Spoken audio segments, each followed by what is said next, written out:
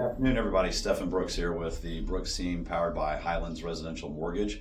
Wanted to talk to you today about two topics. The first one being student loans, the second being collection accounts. Student loans, so are they bad? No, not necessarily. We're handling them a lot different than we used to do in the past as far as mortgage lending is concerned. When we're looking at your student loans, different programs have different requirements.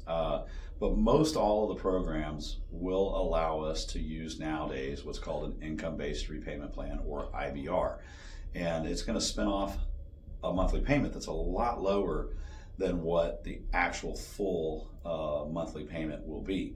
Thankfully, the agencies, which would be Fannie Mae, Freddie Mac, and Ginnie Mae, have allowed us to do this, and it really helps folks out qualifying. We've seen some sizable student loan debt, anywhere upwards $200,000 plus. Back in the old days, if we weren't able to prove a monthly payment on it, across the board, we used to have to take 1% of that balance. That's a $2,000 a month payment, and that's huge to overcome when trying to qualify for a mortgage. But today, if there's no monthly payment on there, we have to take at least a 0.5%. If we're not able to prove that what an income-based repayment plan would be, or there's not an actual payment on it, and the 0.5% is taken across the board on VAs, FHAs, and USDA mortgages.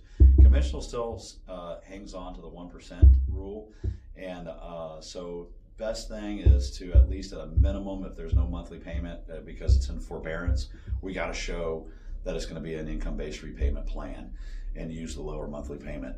Collections. So one of the main categories of collections that we always see are medical collections. And is it going to affect your credit score? Yes. Is it going to affect you from a mortgage qualification standpoint? No, it's not. And we ignore medical collections, but it will impact your credit negatively. Another thing, judgments, which kind of fall in the collection category.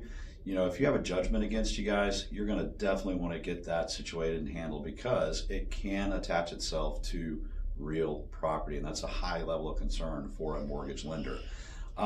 If you have a collection that's over $1,000, or kind of an accumulation of collections that are total up to over $1,000, then what we're going to have to do is, on FHA and USDA, we're going to have to take 5% of that balance against you as a monthly payment and qualifying.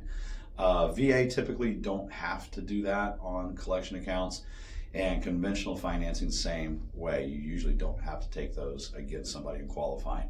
Again, though, guys, most important, if you do have collection accounts, start with the smallest one, get those paid off, and kind of work your way up your credit report as you financially are able to get those removed. As you do that, you're removing negative account activity and hopefully replacing it with positive account activity, which is the magic sauce when it comes to having better credit. Thanks a lot, guys. Take care.